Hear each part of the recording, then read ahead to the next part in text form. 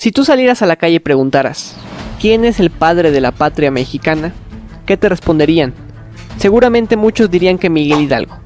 Tan es así que hasta día de hoy seguimos celebrando el Día de la Independencia en la fecha que situamos el movimiento fue iniciado. Pero no fue la madrugada del 16 de septiembre de 1810 que México incursionó a la vida independiente. No tenemos 210 años de vida como nación mexicana. Es más, para esa fecha ni Hidalgo quería que la Nueva España se independizase de España, ni existían los símbolos que hoy son el reflejo de la mexicanidad. Para aquellas fechas se encontraba la vorágine de las guerras napoleónicas y con ello España había sucumbido al emperador Napoleón I de la Casa de Bonaparte, instalando a su hermano como rey de España bajo el nombre de José I, en detrimento del rey español contemporáneo a aquel tiempo, Fernando VII de la Casa de Borbón. El alza de Hidalgo fue un grito de apoyo a Fernando VII para buscar resguardarle el trono hasta su restauración. Con el tiempo, sin embargo, la estigmatización de la imagen del imperio como un ente que a todos estaba oprimiendo se fue propagando. De hecho, el desgaste que había provocado la guerra en una década había propiciado que los grupos que encabezaban el bando insurgente fueran perdiendo fuerza. Finalmente, y para infortunio de la España de aquel tiempo, Agustín de Iturbide, renombrado militar realista, descontento con la promulgación de la Constitución de Cádiz, pactó con la insurgencia para poder promover un Estado que representara los valores que, creyó, la nueva Constitución española no llevaba más.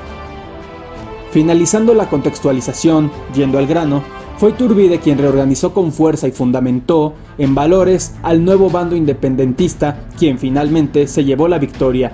Iturbide gozaba de una gran popularidad y era un héroe nacional indiscutible. Con el paso del tiempo, los libros de historia del Estado parecen empecinarse en hacer creer que Iturbide, si bien sí consumó la independencia, aunque también tratan a la consumación como una mera anécdota, lo hizo porque era un personaje con suma ambición y arrogancia, cuyo único propósito era instaurarse en el poder, lo cual es una mentira.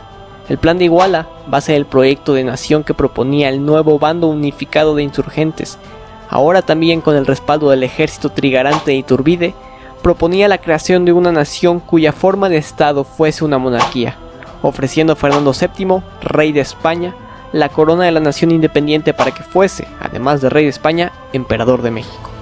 O en su defecto, se ponían a disposición de Fernando VII para el señalamiento de un miembro de la Casa de Borbón para presidir el trono. Fernando VII declinó ambas proposiciones puesto rechazaba la independencia mexicana.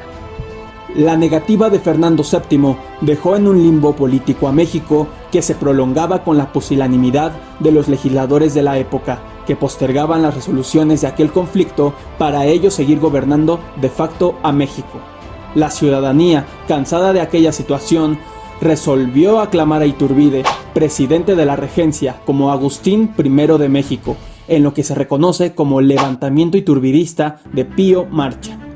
La presión popular finalmente hizo al Congreso ratificar a Iturbide como el nuevo y primer monarca del Imperio Mexicano.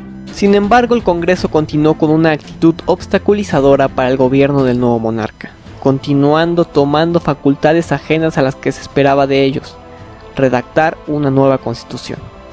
Hay que decir que para entonces pudimos presenciar ya la primera injerencia estadounidense, pues el rito de York, una rama de la masonería con asentamiento en Estados Unidos, propagaba ya su influencia en México, incitando a valores republicanos que en parte sabían también que haría de México una nación más inestable, lo que respondería a los intereses futuros de los Estados Unidos.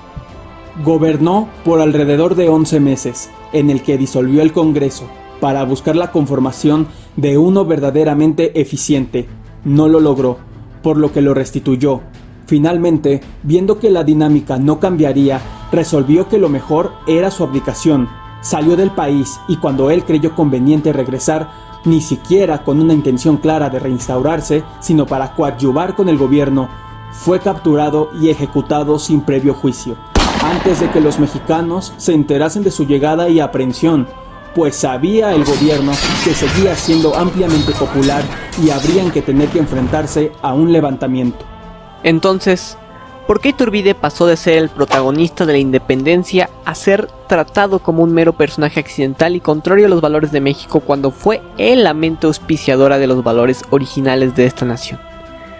La masonería yorkina a la que podíamos señalar como el progresismo de la época en América, tenía claro que un personaje consolidado, como Iturbide, en una forma de Estado que tiende a ser más sólida por no disputarse políticamente la jefatura del Estado, como la monarquía, generaría un México más sólido, cuando los intereses estadounidenses del siglo XIX buscaban un México dividido, un México manipulable.